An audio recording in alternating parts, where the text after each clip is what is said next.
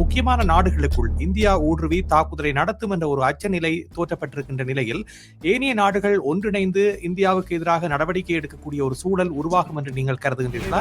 உயிர்த்த ஞாயிறு தாக்குதல் தொடர்பாகவும் இலங்கை விவகாரத்தில் செய்திகள் மூலமாக தெரிய வருகின்றது. ஆகவே இந்தியா சம்பந்தப்பட்டதாக இப்பொழுது தெரிவிக்கப்படுகின்ற இந்த நிலவரம் மற்றும் ரணில் விக்ரமசிங்கே கூட இந்த இலங்கை இனப்பிரச்சினை தொடர்பான விவகாரத்தில் அல்லது இந்த இனப்படுகொலை விவகாரத்தில் தாங்கள் நடவடிக்கை எடுப்போம் என்று ஒரு கட்சி தெரிவிக்கின்றது என்று ஒரு இந்திய யூடியூப் நிறுவனம் கேட்டதற்கு அவர் சாதாரணமாக அதனை கடந்து சென்றார். இது ஒரு ஓட் பேங்க் பாலிடிக்ஸ், அதாவது வாக்கு அரசியலுக்காக கனடா மேற்கொள்கின்ற நகர்வை ஒழிய இந்த அரசியல்வாதிகள் அவர்களுக்கு தெரியும் தாங்கள் நிச்சயமாக இந்த விவகாரங்களில் எந்தவித ஒரு காரியத்தையும் செய்ய போவதில்லை.